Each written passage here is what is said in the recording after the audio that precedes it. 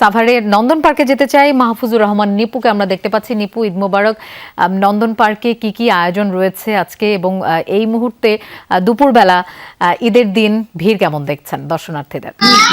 লুপা, ঈদ মোবারক।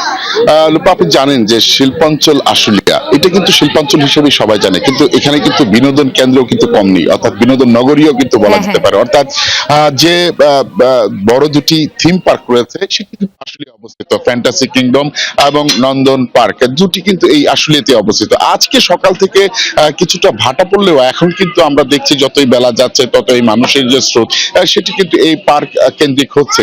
এরই মধ্যে পার্ক কর্তৃপক্ষ বিনোদন প্রেমীদের আকৃষ্ট করার জন্য বেশ কিছু পদক্ষেপ কিন্তু এরই মধ্যে পার্ক কর্তৃপক্ষগুলো নিয়েছে। আমরা যতটুকু জেনেছি নতুন নতুন ইভেন্ট খুলেছে এবং কনসার্টের আয়োজন করেছে। কেউ কেউ কিন্তু আবার আয়োজন করেছে যে বিভিন্ন ধরনের থিম শিশুদের জন্য বেশ কিছু আয়োজনে কিন্তু রেখেছে। তাদেরকে আমরা দেখেছি কয়েকটি রাইডও কিন্তু নতুন নতুন তৈরি করেছেন। তো সবকিছু মিলিয়ে পার্ক কেন্দ্রে যে ধরনের ব্যবস্থা সেটি কিন্তু সবই নিয়েছে।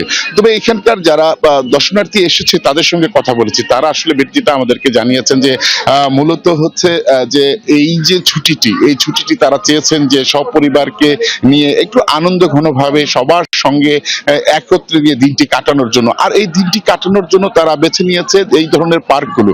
শুধু আমি যে বলবো যে বেসরকারি পার্কগুলো তেমনটি নয়, আপনি জানেন যে সাভারের জাতীয় স্মৃতিসৌধ, মিনি চিড়িয়াখানাও কিন্তু রয়েছে। এই অঞ্চলগুলোতে কিন্তু মানুষের যে স্রোত সেটিও কিন্তু আমরা জেনেছি রয়েছে এখন পর্যন্ত।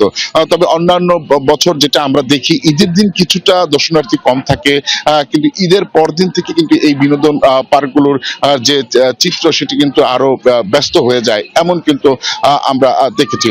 তো সবকিছু মিলিয়ে আমরা বলতে পারি সাভারের বিনোদন কেন্দ্রগুলো প্রস্তুত রয়েছে দর্শনার্থীদের স্বাগত জানানোর জন্য, এবং তারা পুরোপুরি প্রস্তুত রয়েছে। দর্শনার্থীরাও কিন্তু এসে তারা আনন্দ উপভোগ করছেন।